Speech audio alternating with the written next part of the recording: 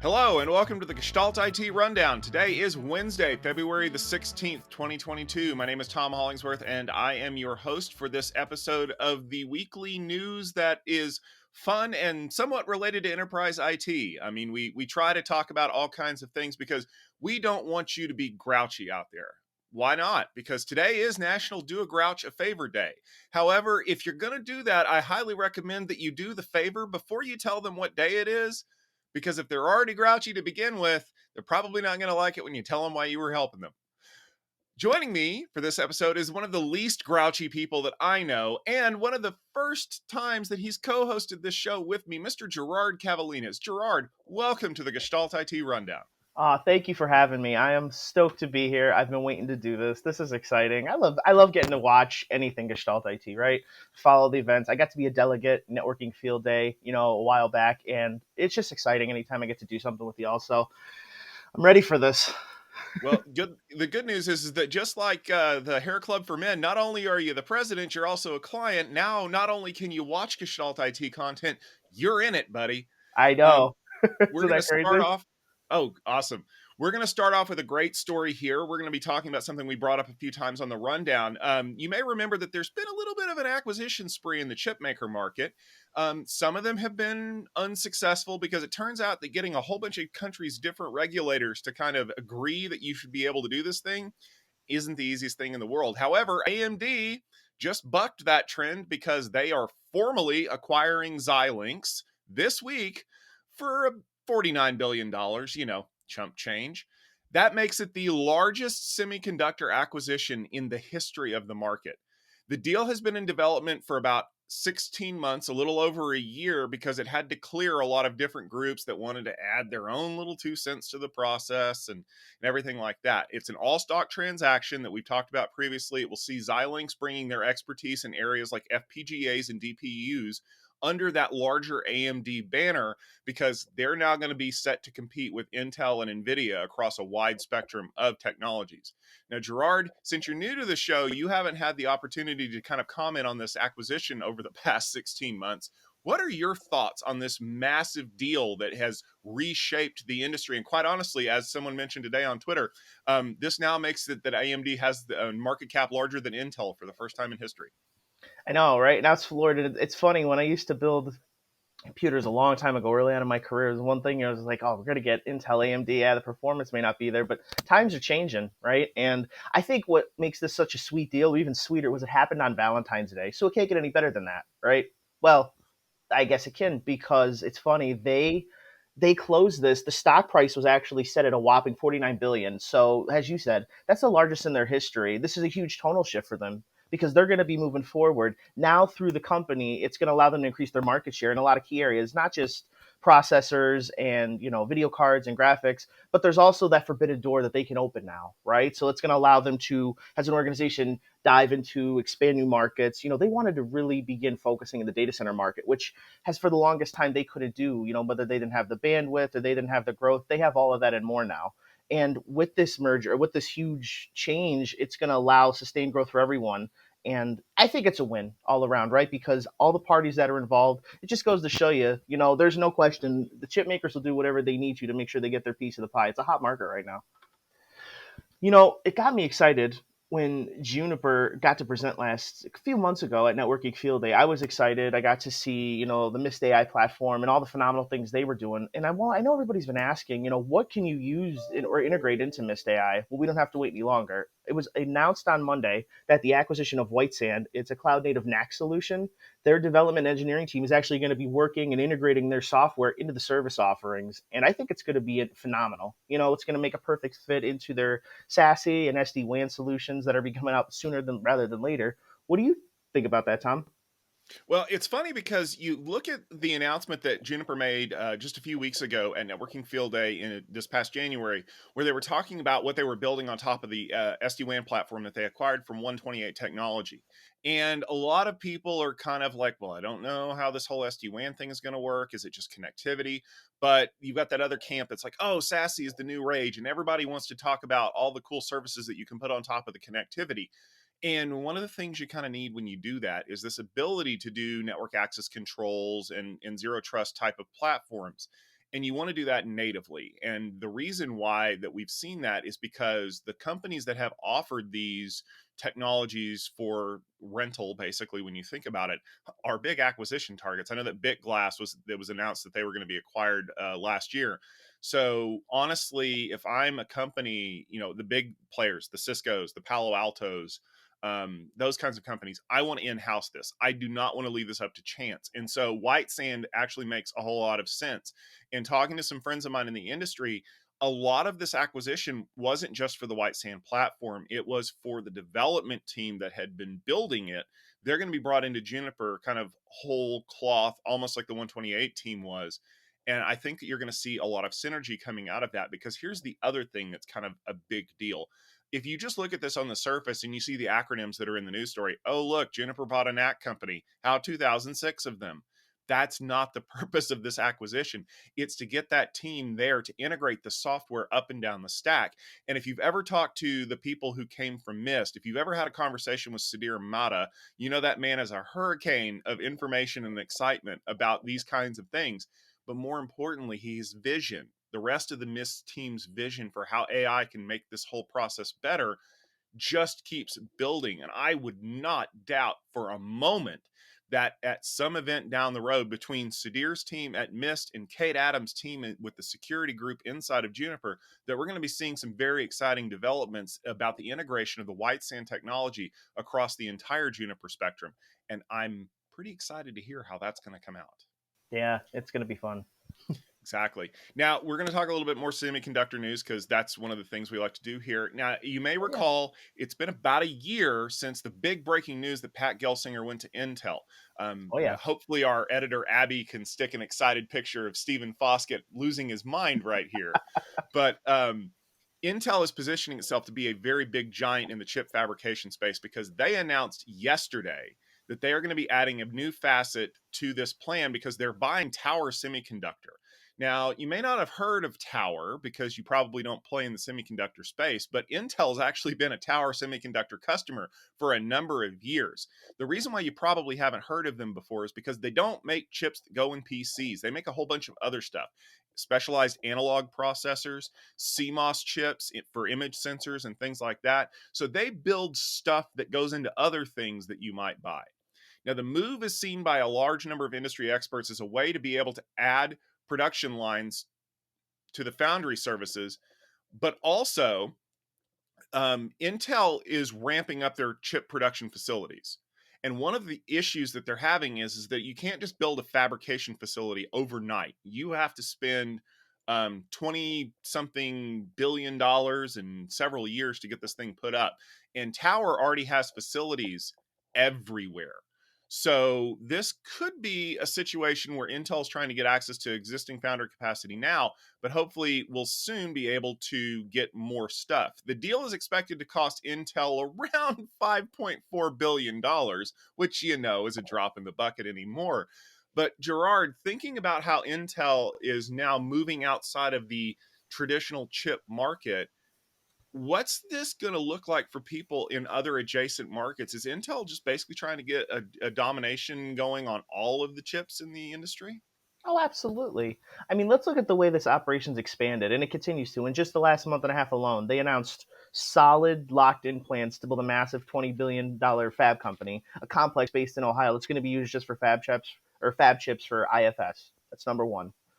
Then you have the $1 billion fund dedicated to building what's called a foundry innovation ecosystem. And what that does is that helps further establish like key business, drive adaptation of disruptive technologies, and it just changes the way we prioritize capabilities that focus on time to market developments. And then it focuses on everything else after that, right? So such as chip architecture, designing, configuring, packaging technologies, a ton of other things after that. It's crazy too, because I mentioned it, you've mentioned it in past episodes more so than ever. Chip shortages right now are at the highest they've ever been. I mean, there's constant back orders on switches and a lot of things. And then you have to go through and then do the initial part on your end as an IT professional, the scheduling, the installation, all that work. But I know with everything the way it is right now, these process improvements are going to help in all spaces all around to really target and narrow down and kind of centralize where the areas are where they're having issues, where they're struggling, and it's going to be able to get things a lot more clear and back on track. So, I mean, hopefully we see, great change in the next few months, and I'm going to be monitoring that pretty closely myself. So I got to ask you, Tom, Super Bowl Sunday was a big weekend this weekend. There's no question. Everybody who's anybody in the world was probably watching it. It's a huge global event, as it is every year. And I would be doing a disservice because my friend is a huge 49ers fan. So I'm not going to lie, getting to share this with him and seeing his reaction is going to be priceless.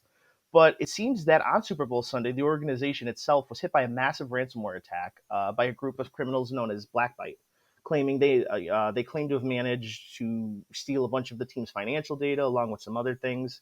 Now, as of right now, no demands that I know of have been released yet. Law enforcement, I know, is doing their due diligence and working tirelessly to assess how much of the damage has been done, if there's any other networks that have been involved. And I know that the FBI did mention, too, previously that this new strain of malware that they utilized actually was launched back in November. So it kind of begs the question, what kind of penalty do you think the 49ers are going to be looking at all this?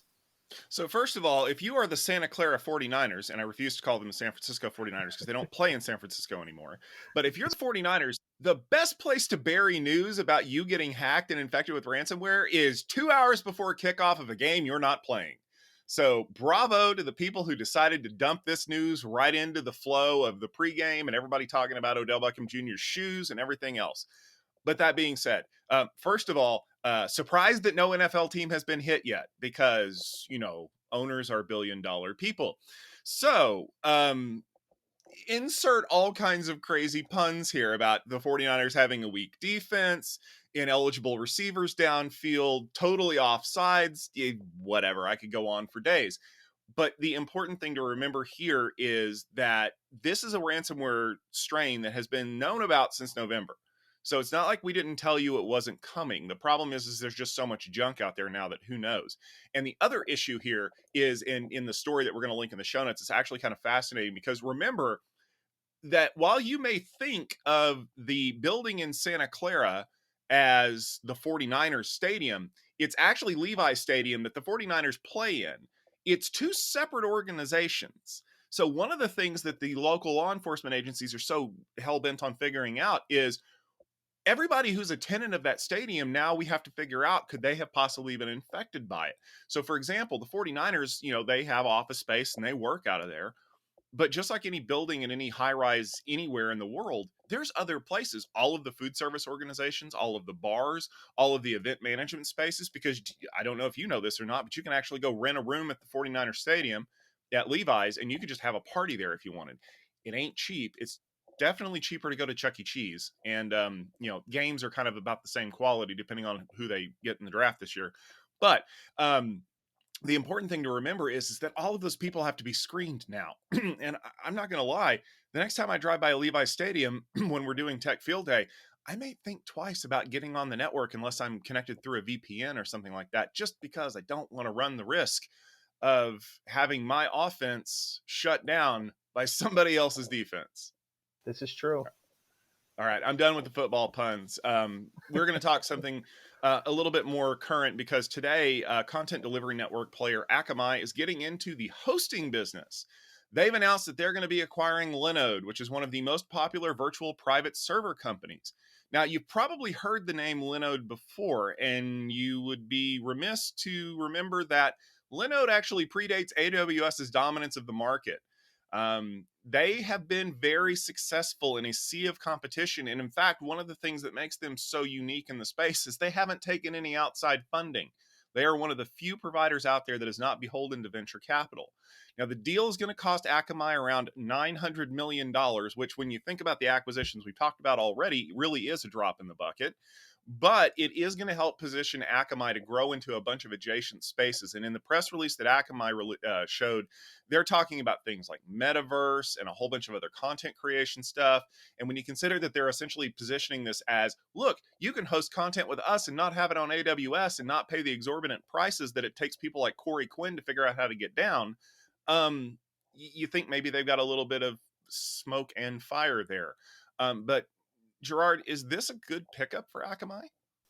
I think it is, right? Because, before AWS turned into this massive cloud computing, empire, VPSs, normally VPSs were the way to host your websites or basic web apps. So it's changed, and that was around 2003, 2004. It's been a few years since then. So right now, making this acquisition, it allows the company to continue to expand its offerings. Right, it's hyperclouds, and then you have other competitors out there, such as DigitalOcean. They're starting to emerge, and I noticed that Linode had initially bootstrapped and kind of prepared themselves for this from both the financial and on the back end. So they never took any outside funding.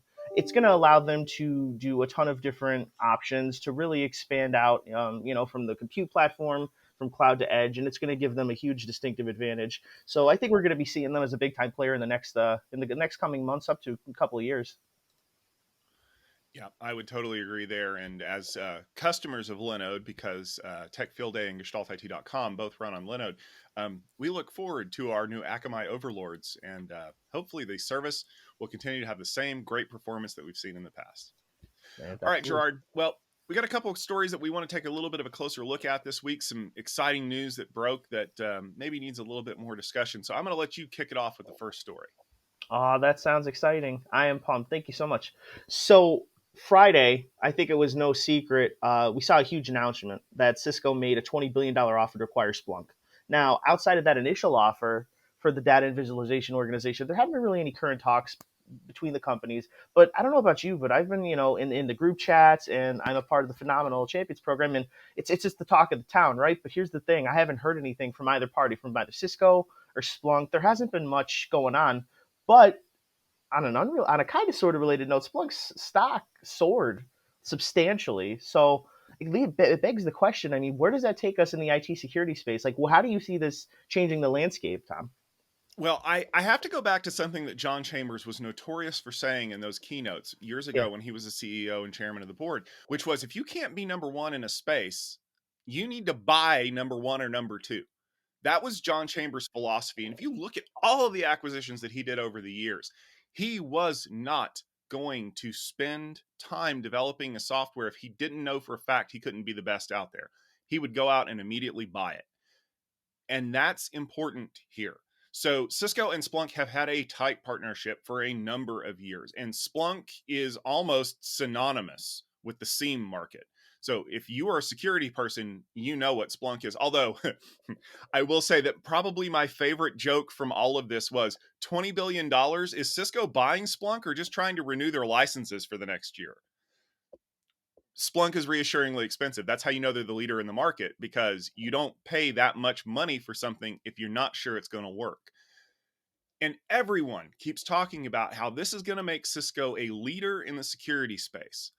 I would argue that it positions them in a different space entirely. Now, obviously, Palo Alto Networks is probably one of the biggest names out there, but let's just do a quick rundown of some of the stuff that Cisco's got.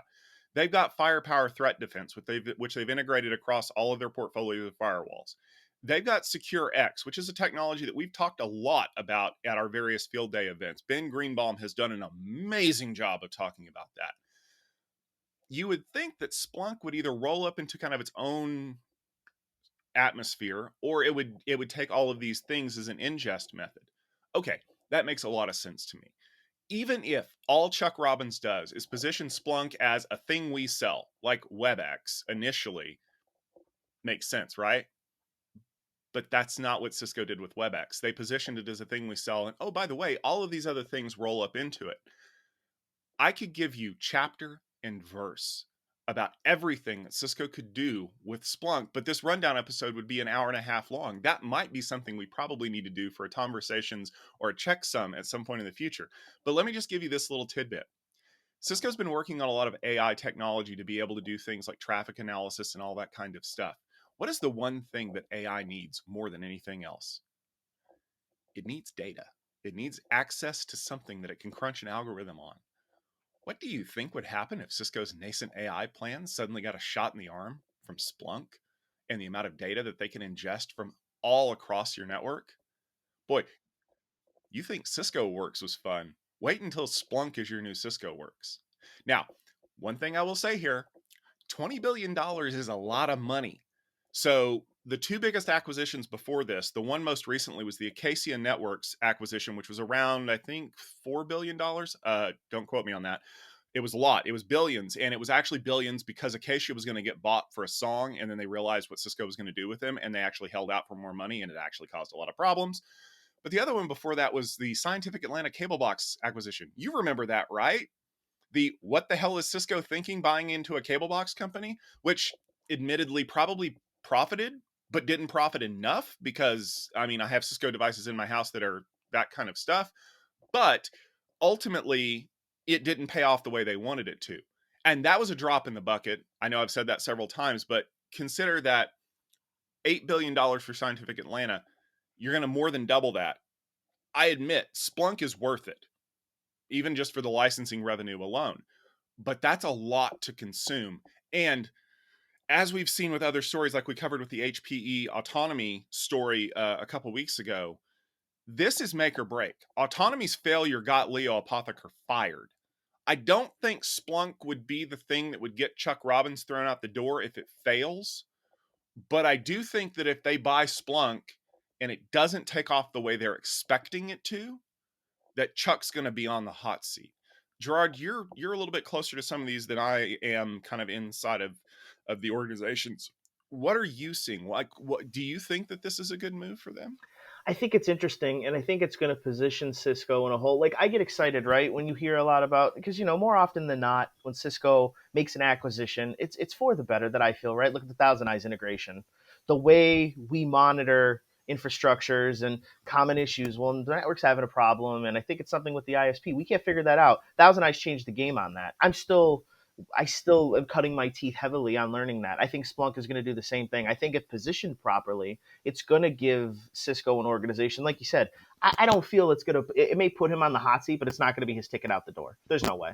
I feel that there are so many bigger and more efficient things that could actually hurt the organization as a whole. If anything, it's going to go one of two ways, right? As anything in life, this is going to be successful, whether they integrate it into their, data and monitoring and analytics platforms, or they're, as you said, they're going to do it as a standalone service. Or if they can't really find a good home for it or good fit, I think they'll just write it off.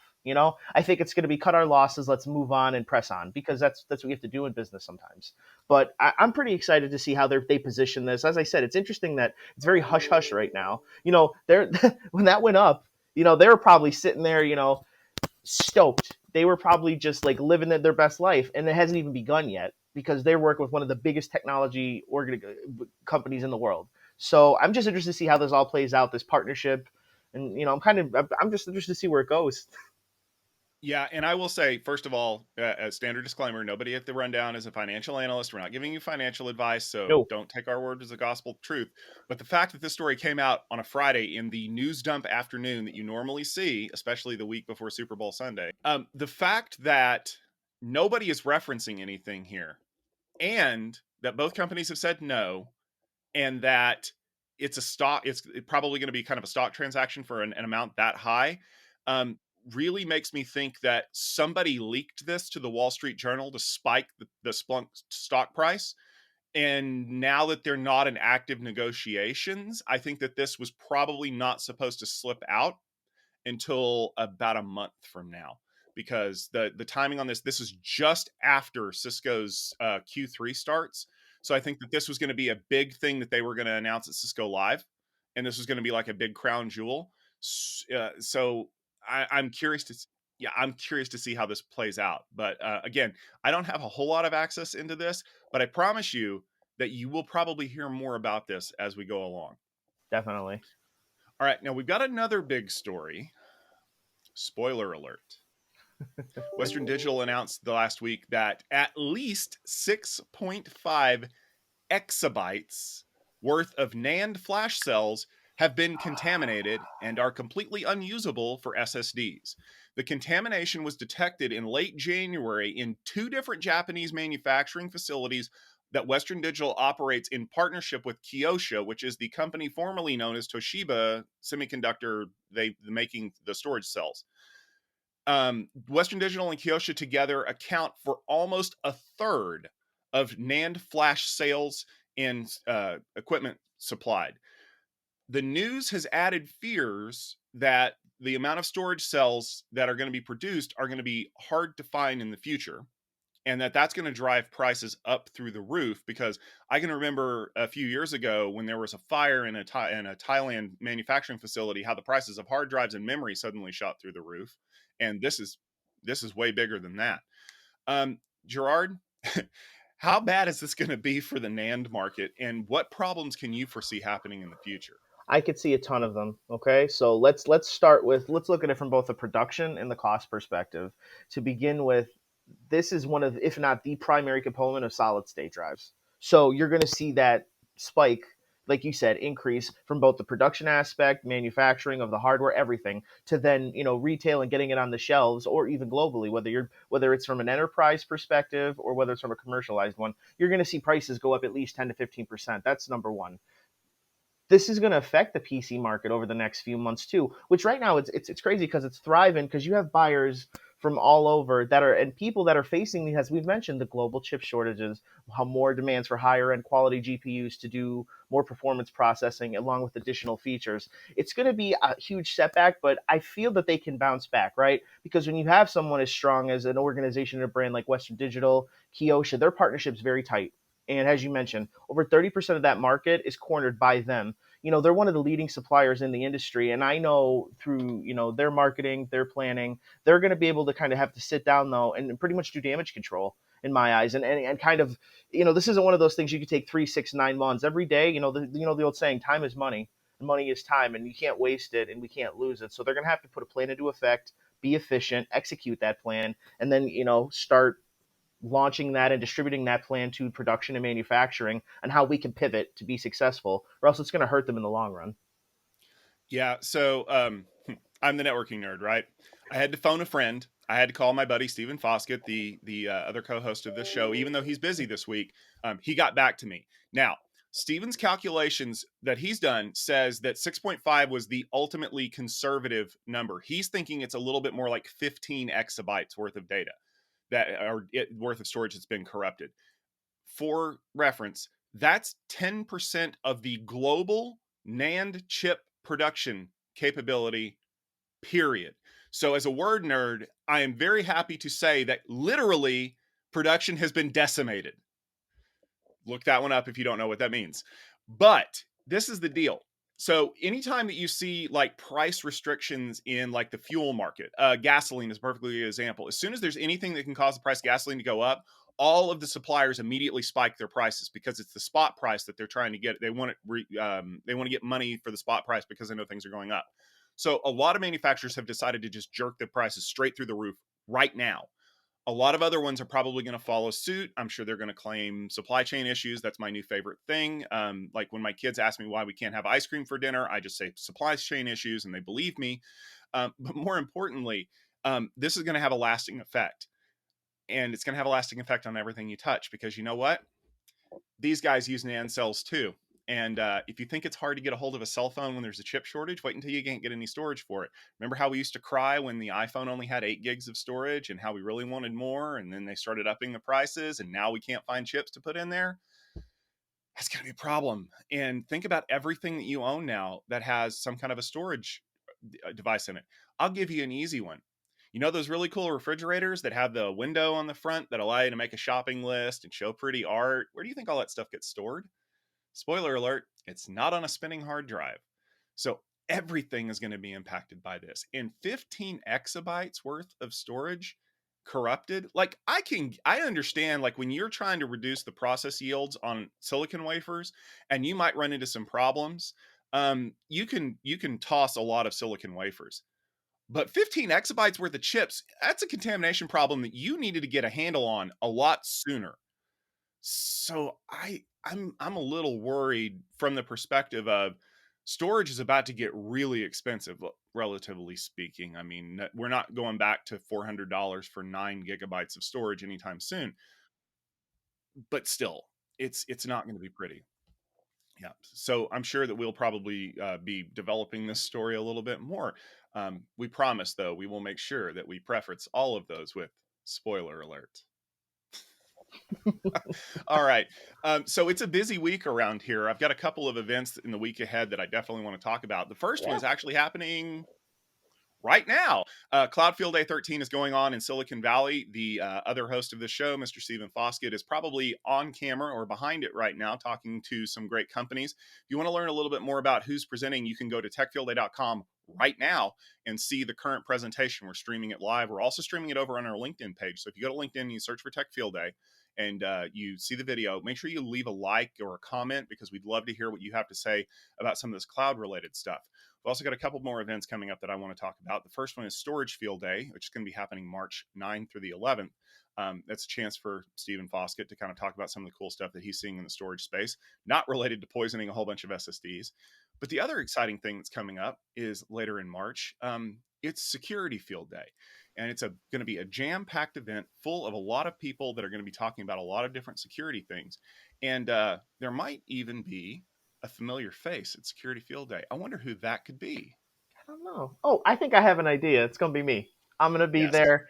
I'm excited. It's my first in-person Gestalt IT event. I've been frothing at the mouth. I've been wanting to, Networking Field Day was a blast when I was presented that email and you gave me that opportunity. And I thank you for that. And I've gotten to be part of the Gestalt family and it's been a blast. And now I get to do my second event. It's going to be a great time. We got an awesome panel of delegates. We're going to have Fortinet there, a ton of great vendors. It's going to be an amazing time and I can't wait. So let's get ready. Well, we're excited to see you, Gerard. We're excited to see the rest of our delegates who will be there. And you can also check out the lineup of companies if you go over to techfieldday.com. Yep.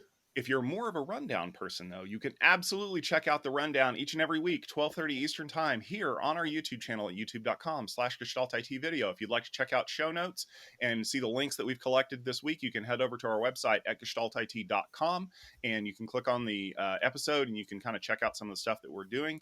You can also follow along for more coverage of industry events, some of the briefings that we take throughout the months. If you're on our YouTube channel, you can check out, as I mentioned, the Conversations episodes that we do. We'll have one coming out this week where I'm talking about Wi-Fi 7. Spoiler alert, don't wait for it. You can also check out the Checksum episodes. You can check out some of our unboxing videos and a lot of the more content, a lot of the cool content that we cover. But remember, tune in every week for the rundown. If you want to check it out on YouTube, we'd love to see you. If you want to listen to this in podcast format, please make sure you look for the Gestalt IT rundown. You can consume it in your podcast application of choice when you're out taking a jog or possibly trying to hunt down some NAND chips that might be buried alongside those truffles that you need to get some more storage. But for myself, Tom Hollingsworth, for our amazing co-host, Mr. Gerard Cavalinas, thank you very much for stepping in today. And for the rest of our Gestalt IT community, thank you very much. We appreciate your opportunities to share a little bit of time with us each week. And we look forward to seeing you. Make sure you have an amazing day, and we will see you soon. See ya.